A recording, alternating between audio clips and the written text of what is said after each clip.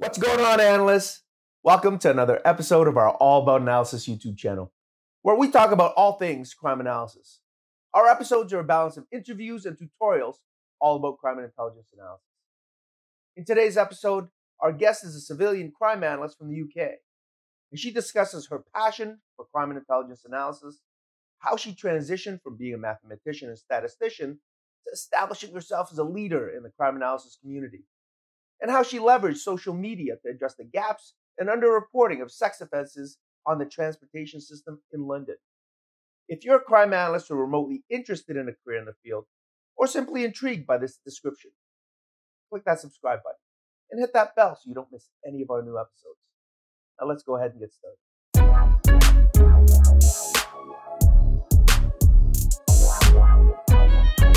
Today's guest is Rachel Carson, Vice President of Membership for the International Association of Crime Analysts, an Analytical Director for Futurum Consulting and Training, a global provider of intelligence and analysis services. Rachel started her crime analysis career in 2004 with the British Transport Police.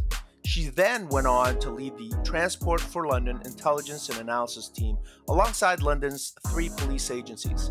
In her current role with Futurum Consulting, Rachel delivers training to over 20 foreign law enforcement and government agencies worldwide.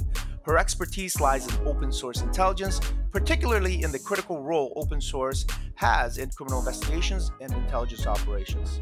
Rachel, thanks for some of your time and welcome to the channel. Thank you very much, Manny. It's a pleasure to be speaking to you today. So Rachel, tell me about your current gig. Sounds exciting. Well, things are a little bit different at the moment, obviously, because of the current global pandemic. So all of the work that I had scheduled for the summer, which was involved both training and consultancy, has all been postponed, sadly. But I've been keeping myself very busy. I've been using those open source intelligence skills that you mentioned earlier to help out with a few private investigations. And my company, Futurum, who you mentioned, we're also about to embark on a brand new project which actually explores the link between the illegal wildlife trade and global pandemics. So it's a hugely exciting topic and so current at this particular time.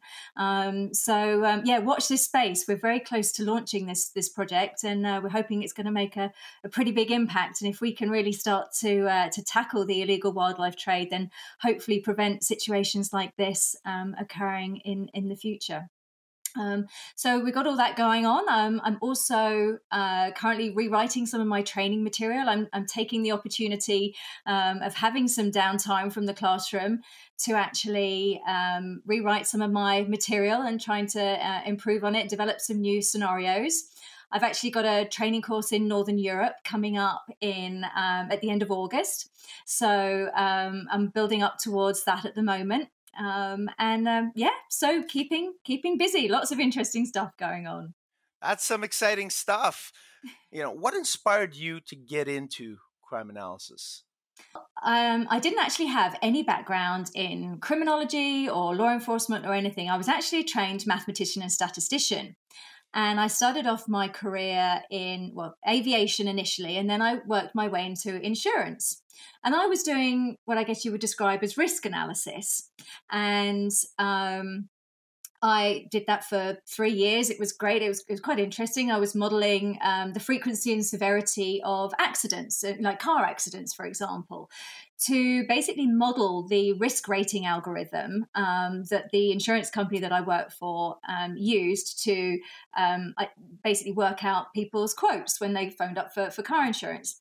And as part of my work that I was doing with them, I was helping to support with some of the fraud investigations, obviously people claiming insurance claims fraudulently. And that kind of sparked quite a bit of interest in me initially.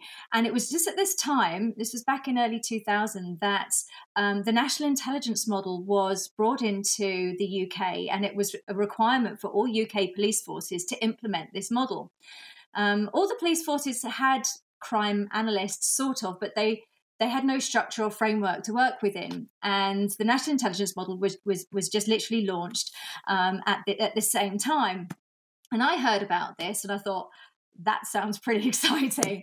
And I just thought, well, hang on a minute. I've got these analytical skills. I've enjoyed this kind of fraud work. I've got this investigative mindset. So let's just go for it. Let's see if I can apply the maths and statistics skills that I had. Let's see if I can apply it in the law enforcement environment. So I started cold calling police forces, and until I found somebody who was willing to take me on. And that's how I came across the British Transport Police. So I was lucky in the sense that it was the right time. But it was also this kind of inbuilt thing where I wanted to do more with my analytical skills. I didn't want to work, sort of within the private sector. I didn't, where everything that I was doing was all about profit. I wanted to be able to use my skills to do something good and ultimately to make, the world a better, safer place. And I was just so lucky. I feel, just so blessed with really the way it all worked out. I was just very lucky to find the British Transport Police, who were looking to basically implement the national intelligence model, and they needed crime analysts. And so they brought me in, invested in me, trained me up, and I was able to basically set up their intelligence and analysis function. So it was hugely exciting at the time. Oh, that's fantastic. Well, let's talk about your specialty, open source intelligence. Yes. So I started off sort of discovering the value of open source intelligence when I was working with Transport for London.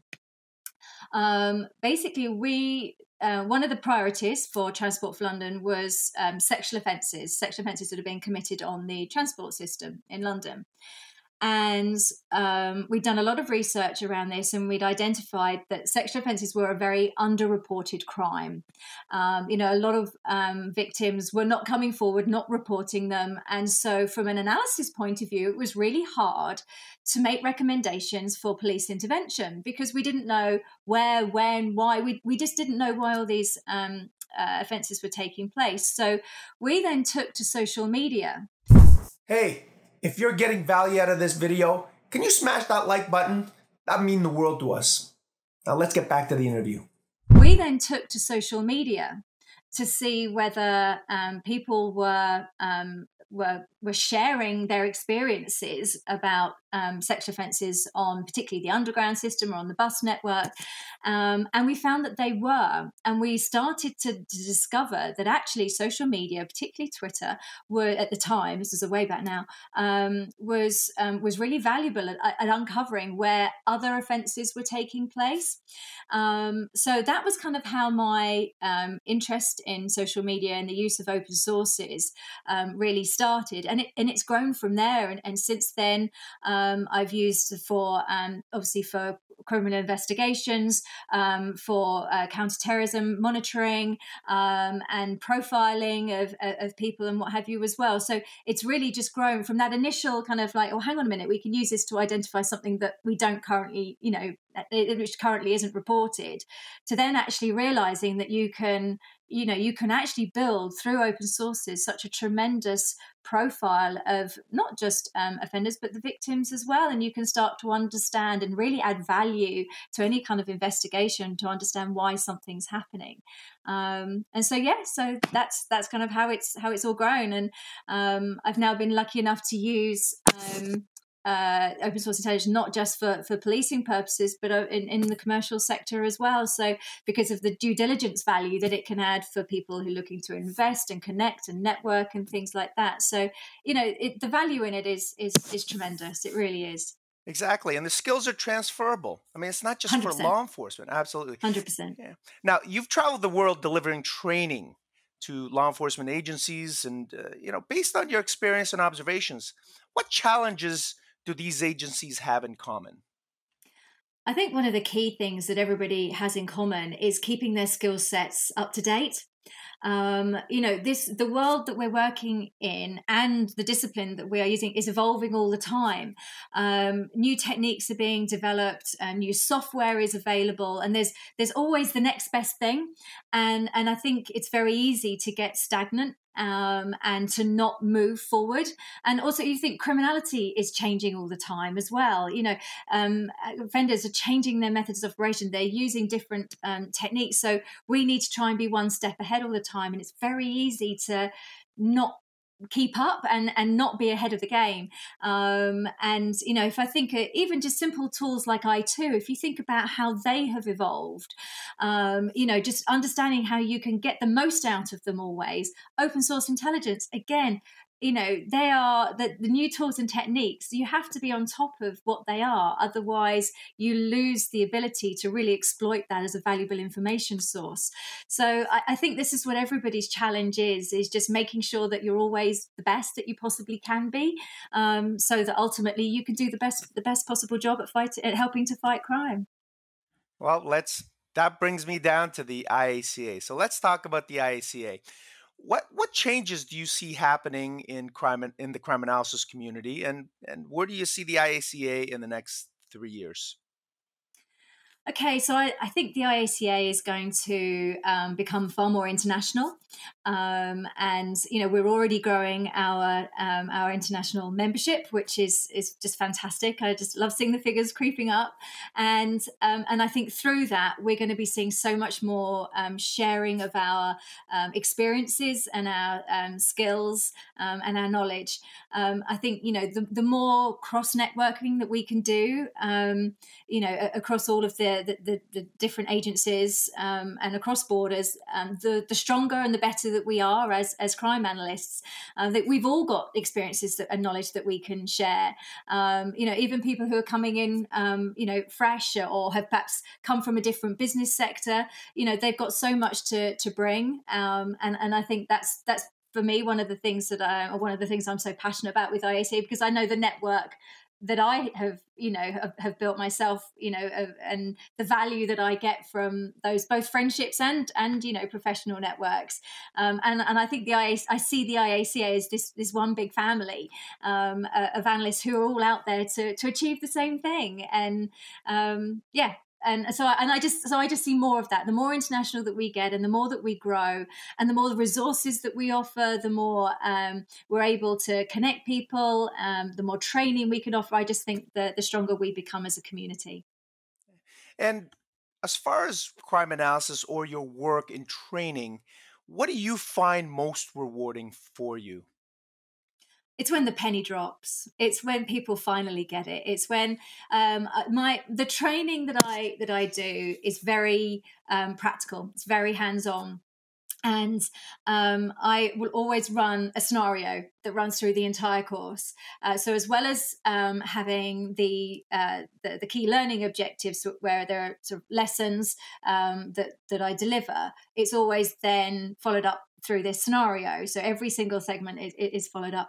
And right at the end, the analysts are always required, and they hate me for it, but they're always required to just stand up and deliver a briefing and talk us through everything that they've done, what they found, what they're recommending, and why, and back it all up. And it's just that moment at the end when they get it and they understand why they've learnt this, why they had to do that and everything else, and they see that value. That for me is the most rewarding thing. And it's that sense of satisfaction that both they and I have. So from that's what I find the most rewarding, definitely. Now, what advice would you have for anyone either new to crime analysis or thinking about a career in this field? I think the reality is that you're always going to hit obstacles, and particularly in this field. And so, and in the UK, the analyst role is a civilian role, and obviously there's always this kind of sworn officer civilian divide. But I would just say any obstacle like that, just don't give up and trust, that you're doing the right thing, because you can make a difference and you can get your message across. And you talk about what's rewarding in, in the training environment and seeing that penny drop, but also you can also do that in the workplace as well. And you can convince all those people who think that analysts can never be operational or understand operations and things like that. Actually, we can convince them that we have value, and that we can we can support them and add value to their investigations. So my advice would just be not to be put off by those kind of obstacles. This has been a great interview. Any final words you'd like to say? Yes, there are. Thank you, Manny. What I would like to say is whether you're a brand new crime analyst just starting out in the field, or whether you're an experienced crime analyst, if you're not already a member of the International Association of Crime Analysts, then what are you waiting for? For a nominal fee, you have access to a wealth of training resources, webinars, and 4,500 other members who are there and able to support you and share their knowledge and experience. It's really simple to sign up, and you can just do that by going to www.iaca.net. And the links will be in the description below. Rachel, thanks for agreeing to this interview and for taking the time out of your busy schedule. Yeah, you're very welcome, Manny. It's been an absolute pleasure, as always. And can I just say, huge congratulations on your new channel. I hope it turns out to be a huge success for you. That's Rachel Carson, Analytical Director for Futurum Consulting, Vice President of Membership for the IACA, a trusted friend and colleague. If you found value in this video, go ahead and smash that like button. Click subscribe and hit that bell so you don't miss any of our new episodes.